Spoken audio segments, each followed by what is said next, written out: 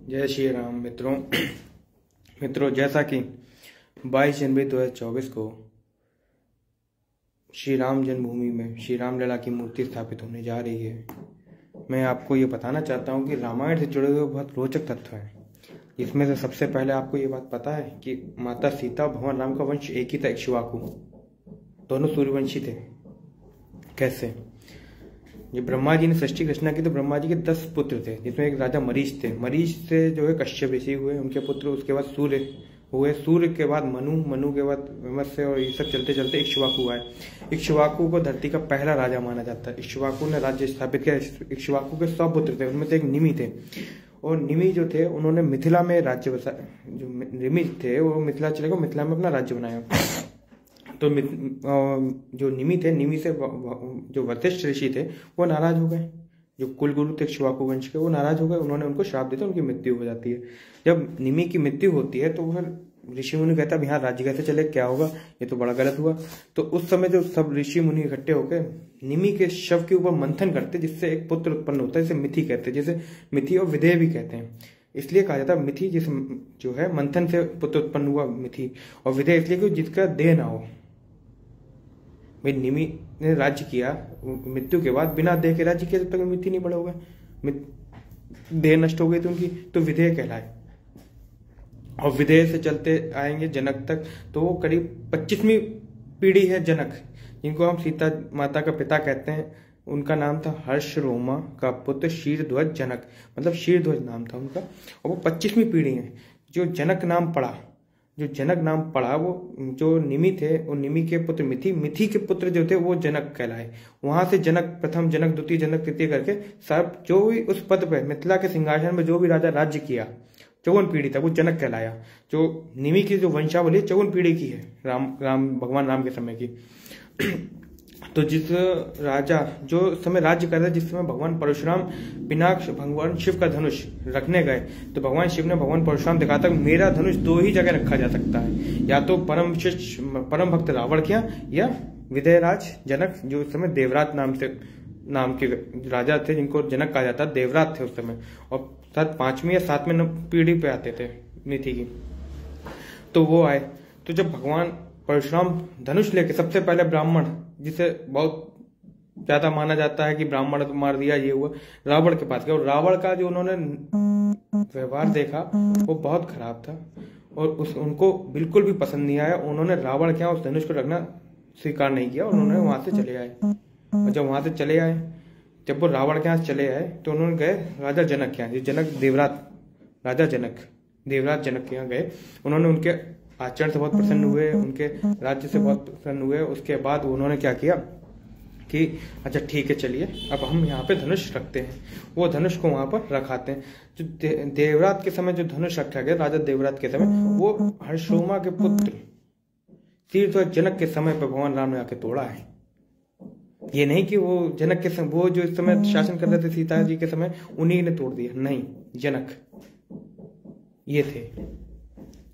और उसके बाद ये आते हैं जनक तक। और जनक जी के बाद जो जनक, हम सर्वविदित जनक कहा जाता है माता सीता के, लेकिन शीरध्वज और उनके भाई थे कुशध्वज। शीरध्वज के बाद उनके ही पुत्र हुए,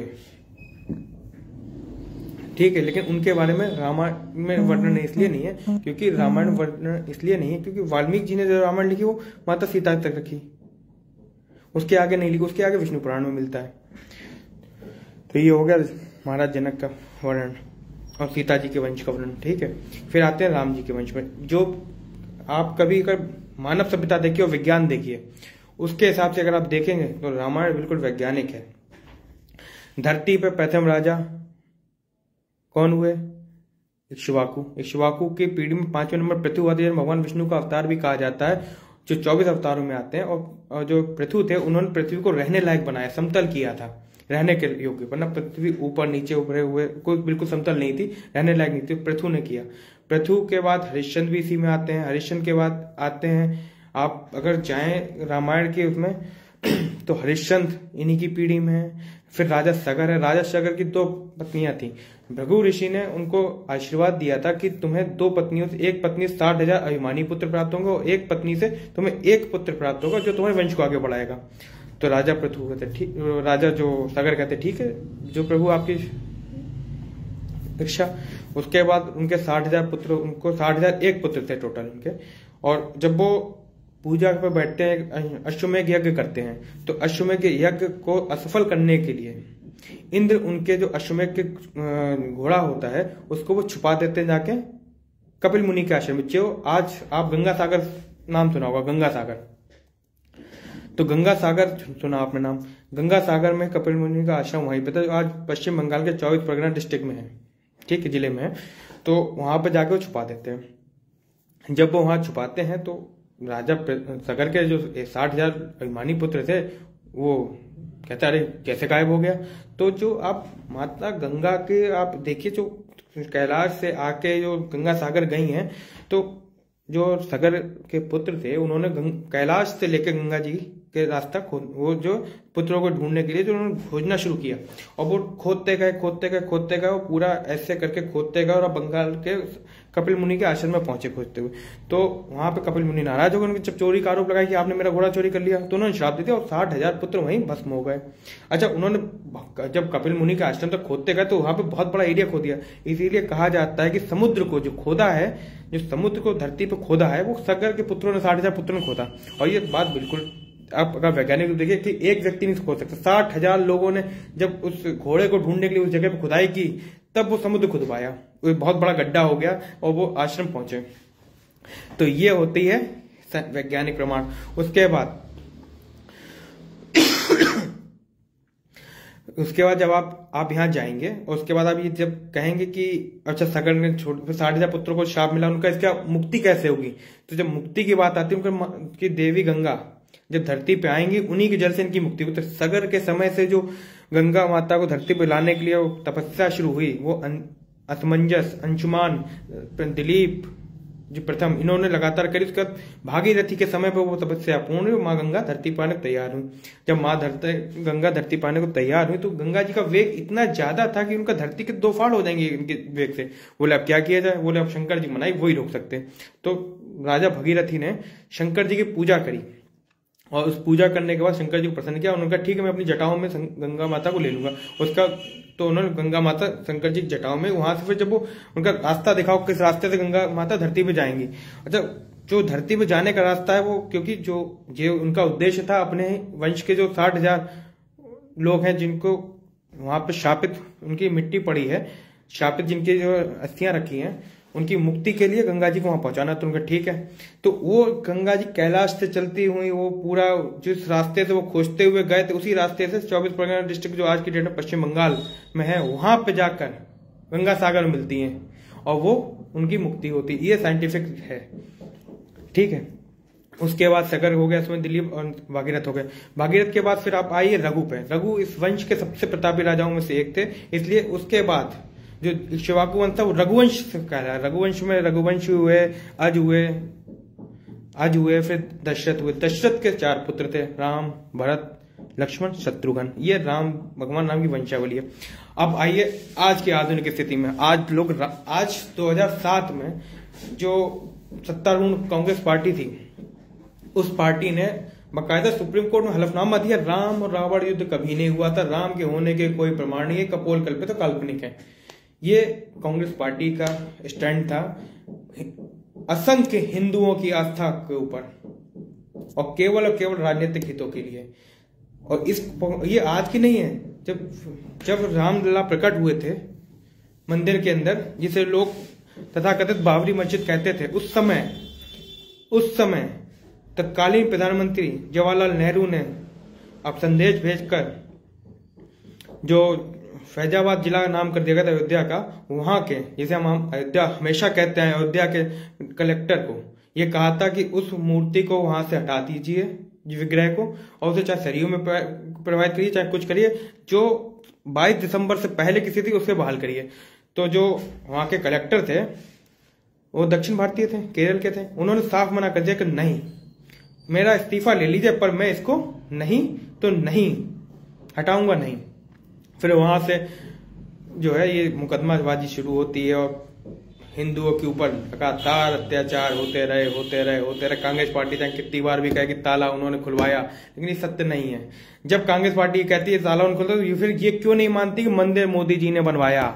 कि ताला भी कोर्ट के आदेश से खुला था, मंदिर भी कोर्ट के आदेश से ही बनाया। कांग्रेस पार्टी को मानना चाहिए, लेकिन नहीं, ताला राजीव गांधी ने खुलवाया था, मंदिर कोर्ट के आदेश में। मतलब कैसी बात है भाई। उसके बाद फिर राम जन्मभूमि आंदोलन शुरू हुआ 1984-85 में।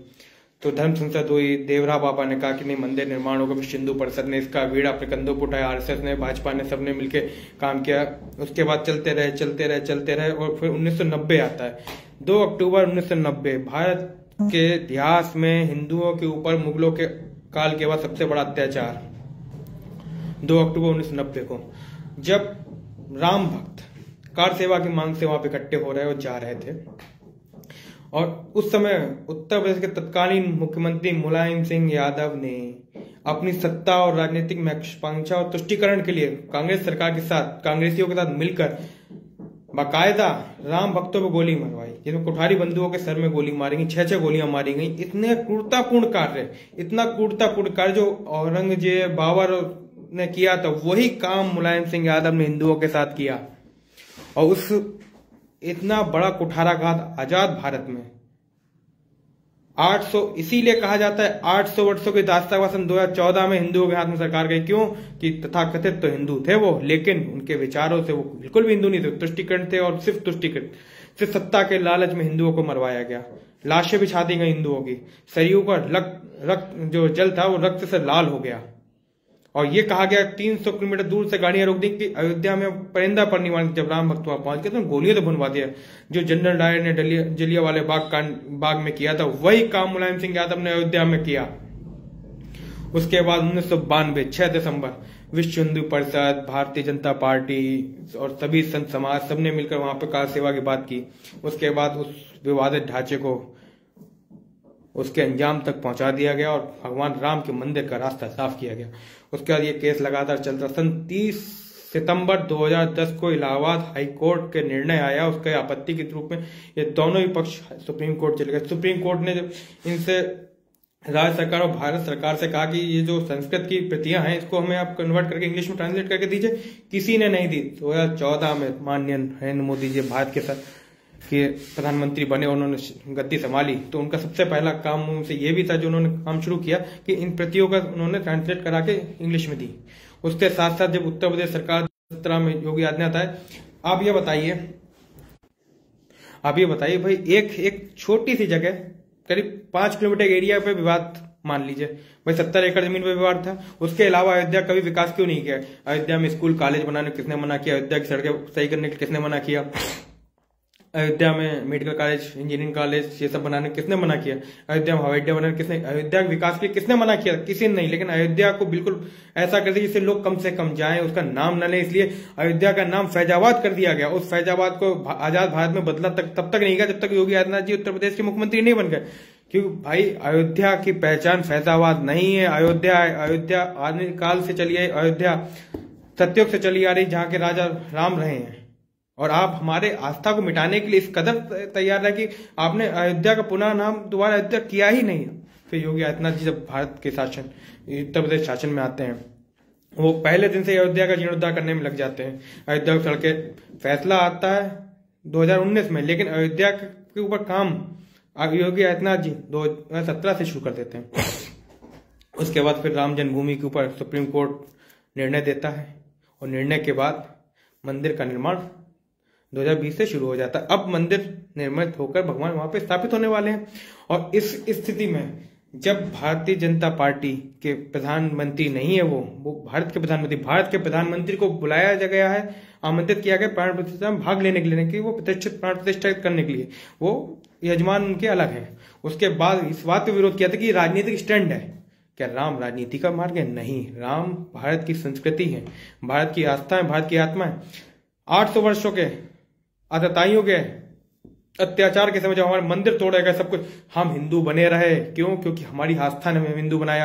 राम के मंदिर के जन्म स्थान की भूमि को बिल्कुल मिटा दिया गया। उसके बाद भी हम आज तक ये जानते हैं कि हमारे प्रभु कहाँ जन्मे थे। ये हमारी आस्था थी कि हम हिंदू बने। हमने जो है कर दिए मुगलों को। हमने मुगलों को अपनी आस्था के लिए जो कर दिए, उसके बावजूद भी हम हिंदू बने रहे।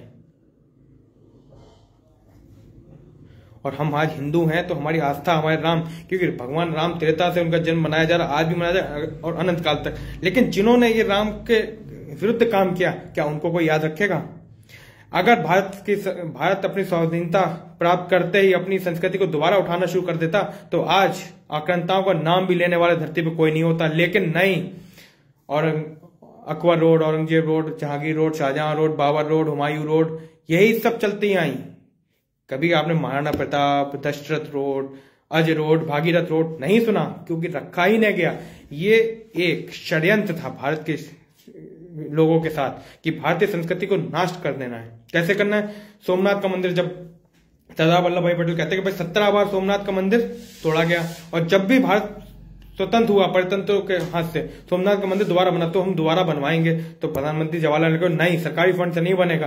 तो सोमनाथ का मंदिर सरदार पटेल जी के द्वारा वहां के लोगों, हिंदुओं के पैसे से बनाया गया। उसके इंटीग्रेशन में जाने से मना कर दिया। सरदार पटेल जी वहां गए, लेकिन जवाहरलाल नेहरू ने बाकायदा ऑल इंडिया रेडियो के पत्र लिखा कि सोमनाथ की खबरों को बहुत कम सुनाया जाए, बिल्कुल कम कर दिया जाए। सोमनाथ के बारे में बात है, इससे देश का माहौल बिगड़ेगा।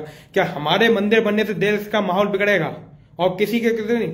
आप ये बताइए, आज उत्तर प्रदेश सरकार और भारत सरकार ने कहा है कि काशी विश्वविद्यालय जैसे हिंदू संस्था नहीं, उसी तरह मुस्लिम AMU, अलीगढ़ मुस्लिम विद्यालय मुस्लिम संस्था नहीं है। लेकिन उससे पहले आज तक हर सरकार ये कहती अलीगढ़ मुस्लिम संस्था, अलीगढ़ मुस्लिम विद्यालय क्या है? आप ये बताइए। हमेशा ये कहते रहे कि वो अल्पसंख्यक संस्था है। ये नहीं, अब भारत सरकार ने कहा नहीं, समानता की बात होगी तो इस तरह से होगी। समानता की बात इस तरह से नहीं होगी कि जिसके 80% आबादी है उसको बिल्कुल नकार दिया जाए और 20% की आबादी सबको दे दिया जाए। ये कैसे संभव है भाई?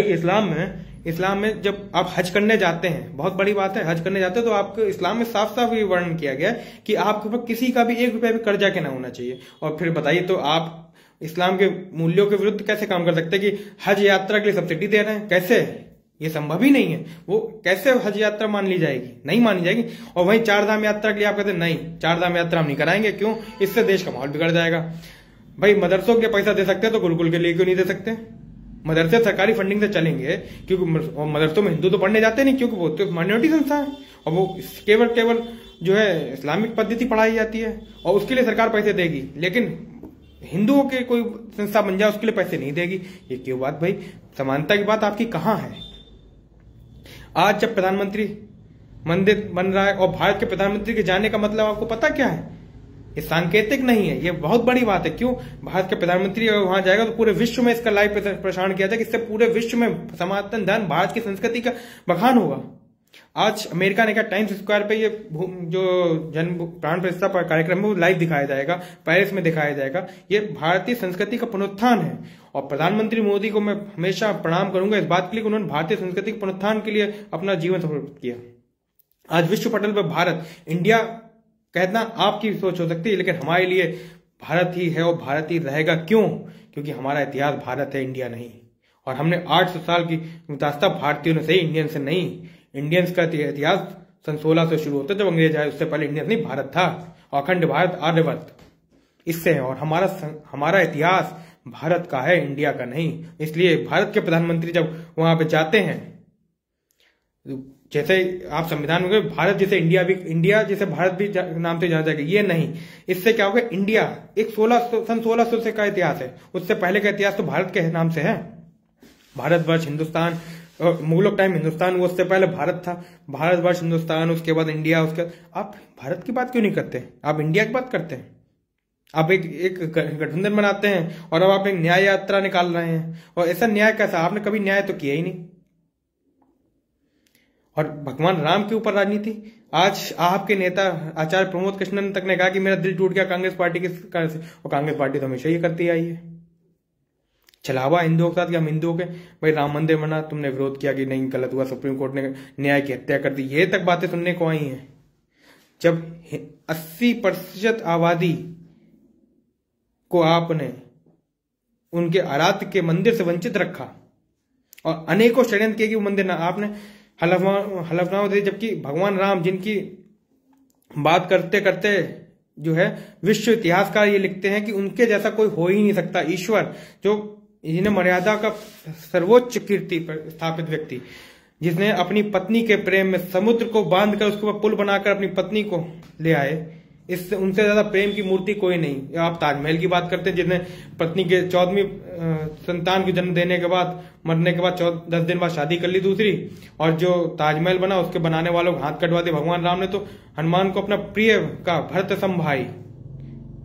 जहां आप बात करते हैं किसकी, जब आप बात करते हैं मुगलों की और उनके शासन व्यवस्था की, तो आप देखिए पिता को पुत्र जेल में डालता है, भाइयों का सर काटता है, और पिता शाहजहां ये कैद खाने से लिखता है, तुमसे अच्छे तो वो काफिर हिंदू हैं जो अपने मरे हुए पुरखों को भी पितृपक्ष में जल देते। तुमने तो मुझे जीते जी पानी से बना कर दिया, सीमित पानी देता था, कितने पानी पियो, जो कुछ करना करो, उससे ज्यादा पानी नहीं मिलेगा। और वहां पे जब भाइयों का गला कटता है और सब सत्ता के लिए लड़ते हैं, यहाँ पे एक भाई को वनवास मिलने पे दूसरा भाई उसके साथ वनवास चला जाता, बाकी 2 भाई उसके राजसी सुख त्याग कर सिर्फ कार्यकारी राजा के ऊपर जो है नंदीग्राम में राजधानी छोड़कर रहता है। एक भाई सिर्फ राजधानी इसलिए रहता है कि राज्य की सुरक्षा करनी है, कि मेरे बड़े भाई का ऐसा 14 वर्ष बाद वो आके इस पद पर बैठेगा। और इस बात को आप तुलना करते हैं मुगलों से और कहते हैं नहीं मुगलों की शासन प्रणाली की बात करेंगे। राम की शासन प्रणाली से बढ़कर कुछ नहीं है। श्री राम हमारे आराध्य हैं, रहेंगे। राम की पूजा अनंत काल से होती आई, होती रहेगी। आज कांग्रेस है, 100-150 वर्ष का इतिहास है, आगे नहीं होगी ये बात निश्चित है। आज हमें आगे नहीं होगी ये भी निश्चित है, लेकिन राम थे, हैं और रहेंगे, और हर भारतीय के मन मंदिर में स्थापित रहेंगे।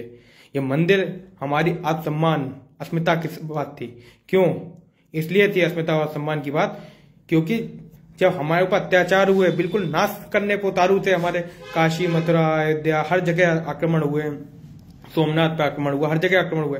उस समय बीच में माता अहिल्याबाई होलकर ने आके मंदिर बनवाए थे हमारे। उसके बाद से कोई व्यक्ति ऐसा नहीं आया जिसने हमारे मंदिर, हमारी संस्कृति को पुनरुत्थान किया और धर्म की पुनर्स्थापना की। नरेंद्र मोदी जी भारत के प्रधानमंत्री बने, उन्होंने संस्कृति और धर्म दोनों की पुनर्स्थापना की, हमारे मंदिरों का वैभव बढ़ाया, हमारी संस्कृति का वैभव बढ़ाया। इसलिए ये राम मंदिर का विरोध भारत का विरोध, भारत की आत्मा का विरोध और अनेकों विश्व में बैठे हुए हिंदुओं का विरोध है। जय श्री राम।